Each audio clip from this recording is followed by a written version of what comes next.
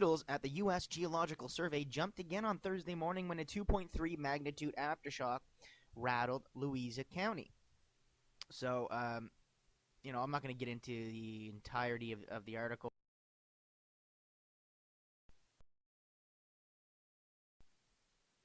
Thank you. Wow. Some nice people. God bless you. And what we've been doing with the egg and the rebirth, it's meant to signify an artistic statement of birthing a new race. And it's a race with no prejudice, a race within the race of humanity that bears... It's about the birthing of a new race within the race of humanity. Let me do that a little better. It's about birthing a new race within the race of humanity. It's called the freaking New World Order, guys. And I want to thank Tazzy M1, a YouTube user, for sending me the link to this video of the underwater volcanic eruptions at El Hierro. And I'm going to go ahead and play this for you now, so check it out.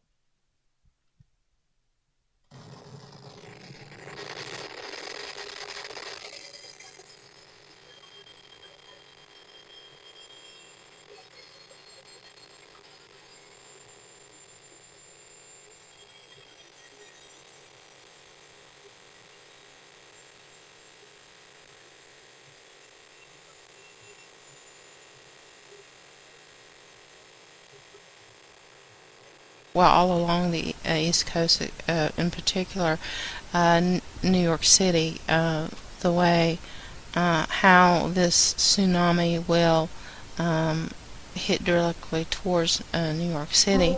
And I also like to direct you to Henning Kemmler's, who is 2010 The Countdown. He has a video showing that how this particular tsunami will come about. Howdy again, it's JollyJohn. The truth is, last night I saw something that sort of put all the pieces together for me. And I could not sit back and, you know, do nothing. I just got the urge to do a video and spread the word to anybody that's got an open enough mind to listen. You know, I can see the scare tactics. I see scare tactics all over the place. And it's not just fear-mongering on YouTube and things like that. It's mainstream. It's all around, you know, all the prophecies and the timing. And they all believe that, you know, something's coming back, whether it be the second coming of Jesus or whatever. You know, the designers of us, the makers of us from outer space, all of these beliefs, they all believe that something is coming back.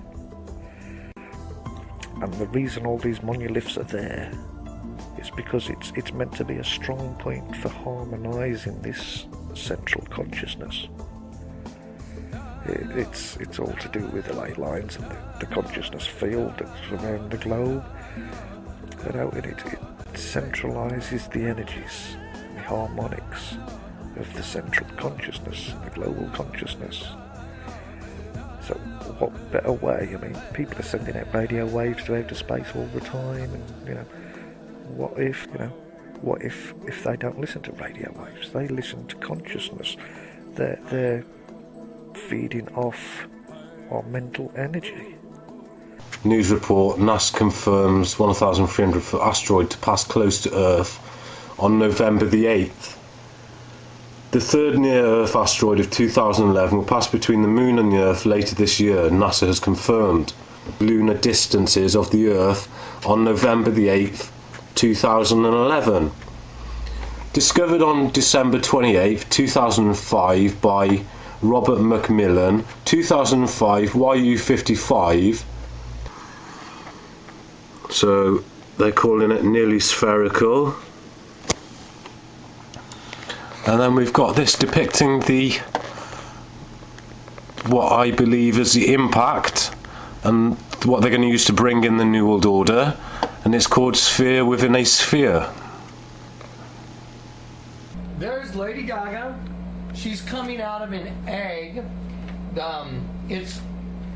I've looked at reptile eggs before. You know, I used to catch, you know, snakes and lizards That's a reptile egg, guys.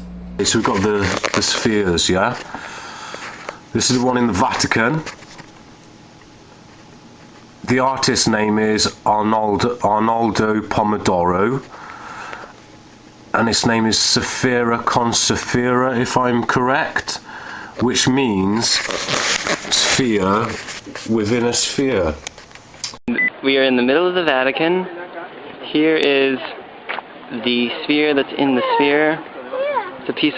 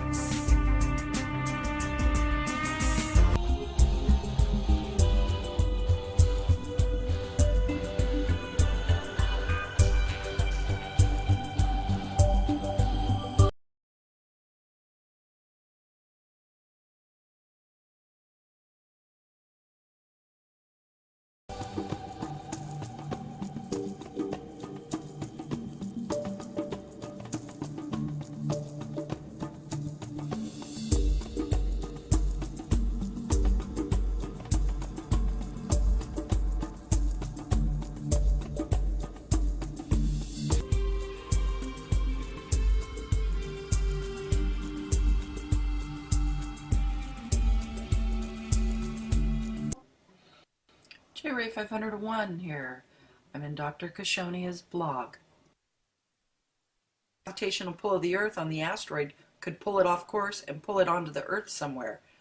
And this would happen early on November 9th, the very same day FEMA has chosen to test their emergency services. Well, they're also testing the tsunami.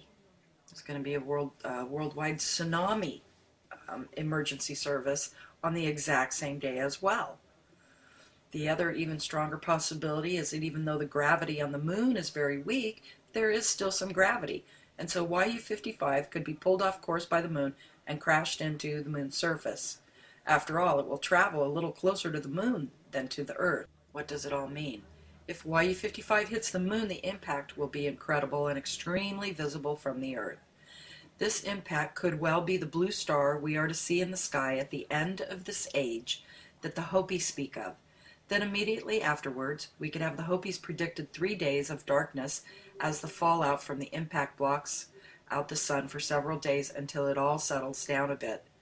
The Earth's moon is the largest moon relative to the size of its planet, our Earth, than any other full planet's moon in the solar system.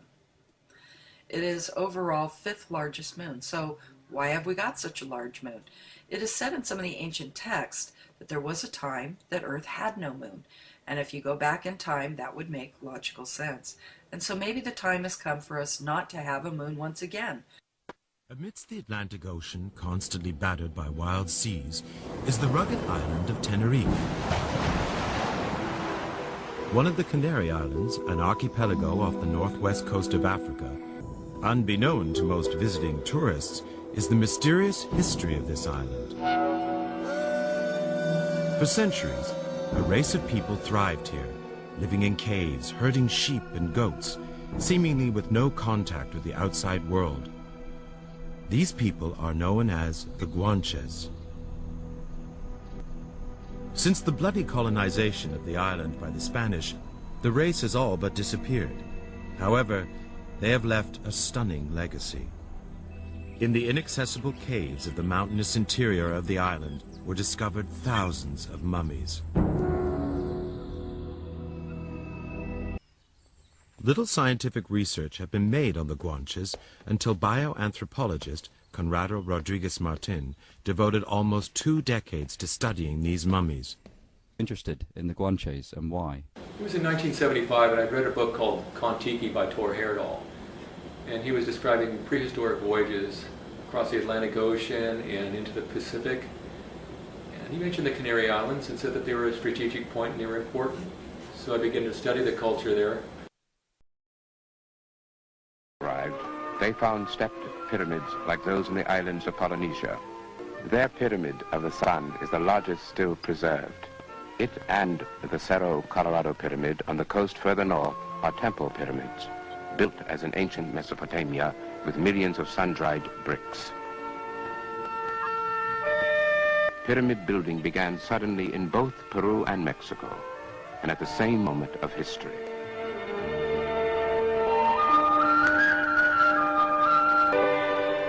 Carvings of bearded heads with Semitic features which cannot be of native Indians who were beardless. Indeed, the Indians had legends of bearded white men who sailed from the east many generations ago. That's where I'm going, and that's why I say occupy the monoliths, not the cities. Don't go into the cities and hate. You know, occupy the monoliths and love, peace, and all of that. And I sound like a complete hippie, and I can't believe that I'm saying such things. And I strongly believe that, you know, if people did that, it'd have much more of an effect. It would get their attention a hell of a lot more faster. He is descended from giants. His father, Loki, god of fire, is the sworn blood brother to Odin himself. There's nothing you can do about it. You can't shut me up. He rides across land, sea, and air, from the land of the living to the land of the dead. JJ, what the fuck did you...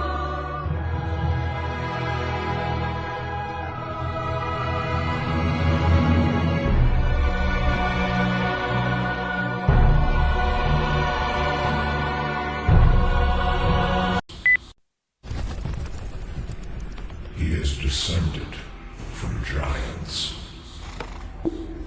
His father, Loki, god of fire, is the sworn blood brother to Odin himself. He rides across land, sea, and air, from the land of the living to the land of the dead. This 8-legged steed crosses 8 points of the compass, from 8 directions into 8 dimensions. He is the bringer of the valiant dead from the battlefield to Valhalla.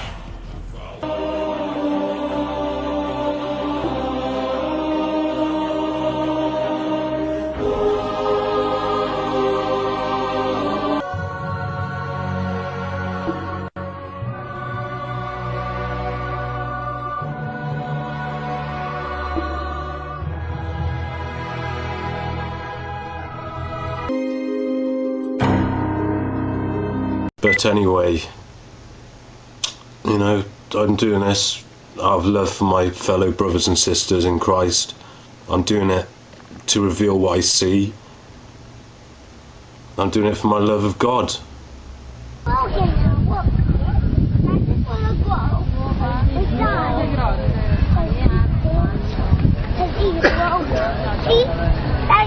it's broken, see? Oh, it's broken. Yeah. You can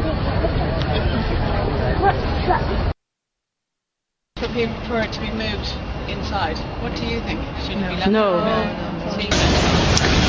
3 years, the sculpture stood in the plaza of the World Trade Center. Entitled The Sphere, it was conceived by artist Drkstrong as a symbol of world peace. It was damaged during the tragic events of September 11, 2001, but endures as an icon of hope and the indestructible spirit of this country. The sphere was placed here on March 11, 2002 as a temporary memorial to all who lost their lives in the terrorist attacks at the World Trade Center. This eternal flame was ignited on September 11, 2002 in honor of all those who were lost. Their spirit and sacrifice will never be forgotten.